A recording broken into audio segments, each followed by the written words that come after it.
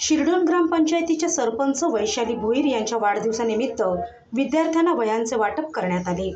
यावेळी उपसरपंच ज्योती वाजेकर, सदस्य नेहा महाडिक, प्रियंका मुकादम, कीर्ती वाजेकर, संगीता जळे, ग्रामविकास अधिकारी मोरेश्वर मोकळ, ऋषी भोईर, कुमार वाजेकर, सदस्य प्रीती गायकवाड तसेच रायगड जिल्हा परिषद शाळा शिरडोन व शिरडोनपाडा शिक्षक वृंद मोठ्या संख्येने उपस्थित होते।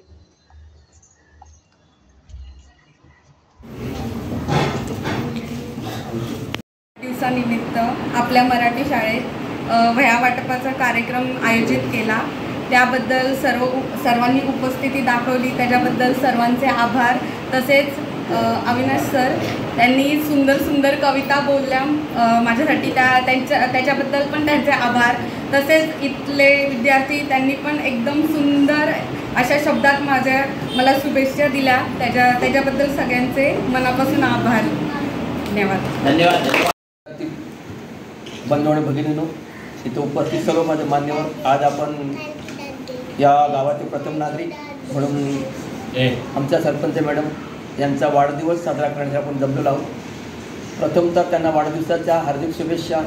त्यांचं पुढील आयुष्य आनंदाचं, भरभराटीचा आनंद सुखसमृद्ध जावं ईश्वरचरणी प्रार्थना करतो आणि त्यांचा पुढील कार्यक्रम त्यांनी चालू करावा असं मी विनंती करतो। आज आपल्या रायगड जिल्हा परिषद शाळा शिरडोनपाड्यामध्ये आपल्या ग्रामपंचायत शिरडोनच्या माननीय सरपंच ताई वैशाली ताई भोईर, तसेच ग्रामसेवक, इतर उपसरपंच आणि विद्यमान सदस्य, तसेच आजी माजी सर्व सदस्य, प्रतिष्ठित व्यक्ती आज वाढदिवसानिमित्त आपल्या शाळेत आले।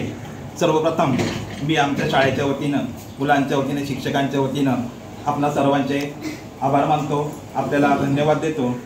आणि आज मुलांनो, आजचा या कार्यक्रमाचे नियोजन म्हणजे आपल्या शिरडोनचे सरपंच वैशालीताई भोईर यांचा आज वाढदिवस आहे।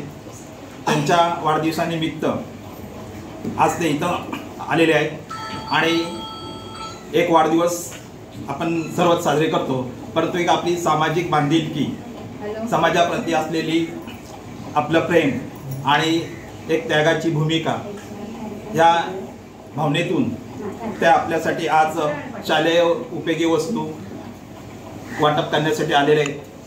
तर त्यांचा हा गुण आपल्याला घेण्यासारखा आहे की आपल्याकडं जे असतं ते आपण इतरांना देत राहावं, वाटत राहावं आणि त्याच्यामधनं एक आपल्याला प्रेम, आपुलकी मिळते।